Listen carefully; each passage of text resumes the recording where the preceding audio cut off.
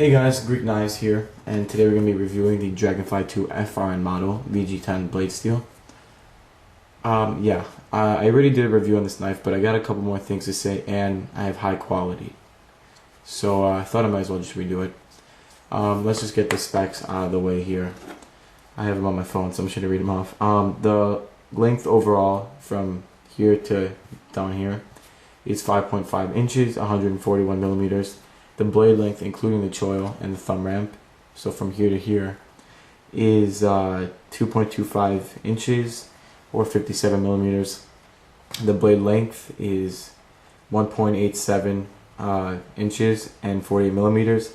The weight is extremely lightweight, 1.2 ounces, and the hole diameter is 11 millimeters. So now that we got that out of the way, let me just ramble about this knife a little bit. Before I get into this, I want to say that this is a great knife. They did everything right on this. I couldn't ask for anything different. The Dragonfly's been around for an extremely long time, and for a reason, for a really good reason. You hold this knife in your hand, and you're like, wow, this is a big knife, but really, 5 inches is a small knife. I would classify it as a very small knife. Quick comparison on size here for small knives. Here's a Swiss Army knife, and this is a Wenger, but you get the idea. It's a pretty small knife. So anyway, I'm going to start from up here and just work my way down and talk about it. So blade first. It's a leaf shape, I believe. It has this false wedge on the top up here. It's purely aesthetic, but it's a really nice touch. It comes razor sharp out of the box, and I touched this up on the Sharp Maker because I've had this knife for about 3-4 months now. I've done some touch-ups on it, and it is razor sharp. It is hair shaving sharp, if I might add. And there's fingerprints on the blade.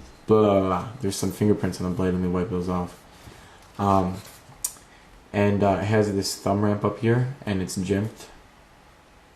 And then it has the choil on the bottom, and that's also jimped. So you really get a nice purchase on here, and at the same time, your fingers aren't going anywhere. And I know that's why people hate choils. There's some people that just... Okay, my phone's ringing. Sorry, 1 second, guys. That's pretty unprofessional, but I know there's a lot of people who hate the choils because they think that their finger can slip like this. And on a big knife, I can agree with that. I rarely use a choil on a big knife because if I'm doing a hard cutting task, I do not want my finger to slip. Like, for example, on the Paramilitary 2, it's a nice choil, jimped on the bottom too, but I rarely ever use it. But on a small knife like this, I'm not doing any big cutting tasks, so I really use this. It gives you a nice controlled cut. Now let's talk, let me just talk about VG-10 for a little bit. Spyderco VG-10 blade steel, amazing, if I might say so. I think that this is the perfect blade steel for the knife. I wouldn't even want S30V or something else that's exotic, like maybe, I don't know, actually ZDP 189 would be nice, but that's already out on this model. I'll talk about that later, but I think VG-10 is a perfect blade steel. It's not too bad, it's not like AUS 8 or something like that, which isn't a bad blade steel, but VG-10 is perfect. It's hard enough to do some cutting tasks like cutting zip ties. It won't dent your blade, and you won't have to go through hell and back just trying to take that little dent out. At the same time though, it's decently soft and easy to sharpen, so it's really perfect. It is a perfect blade steel for this knife. Now let's talk about this handle. This is FRN fiber reinforced nylon bi-directional texturing. Let me see if I can get a focus on that. And that means that gives you a real nice grip. You grip it like this and it's pushing down, and if you go like this, it's pushing down on you again. Makes the knife very light, especially without any liners in here. Personally, weight never has been an issue for me with knives. I don't care how heavy the knife is, I like carrying it. And when it comes to a big knife, I like feeling it in my pocket.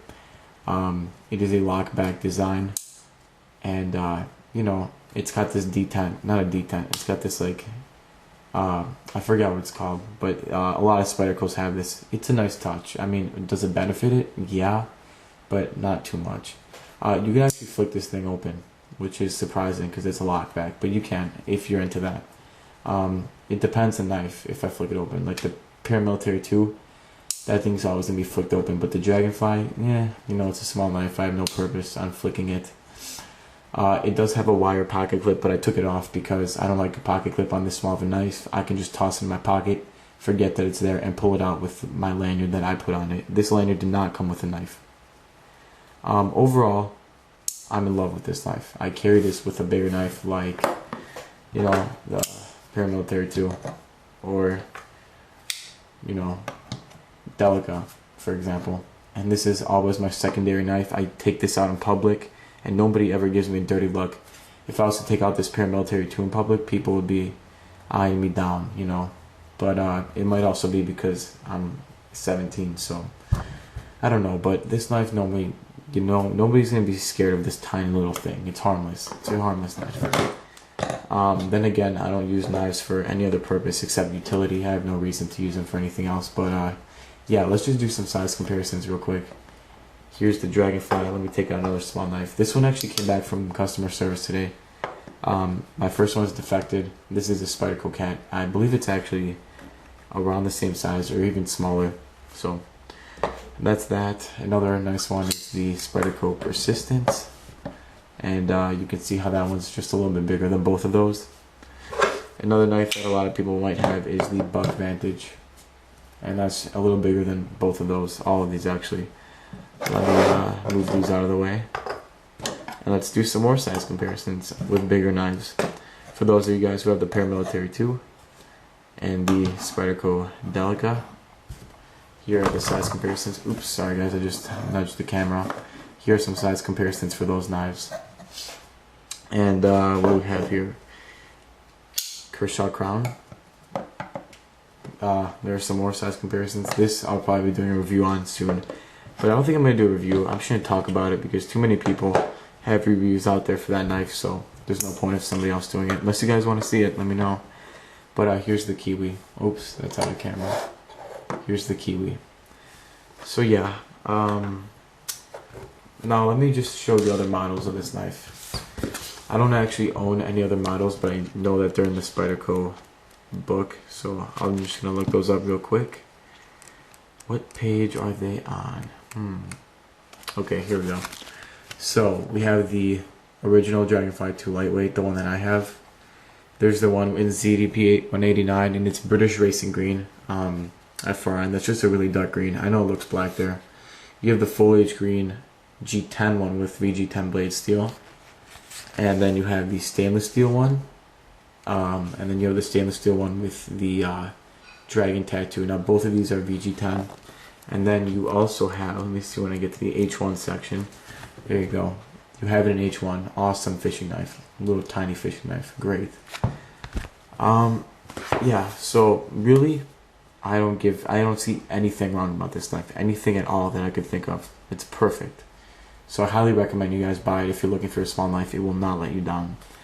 Hope you guys enjoyed that review on the Spyderco Dragonfly. I'm Greek Knives and I am out. Peace.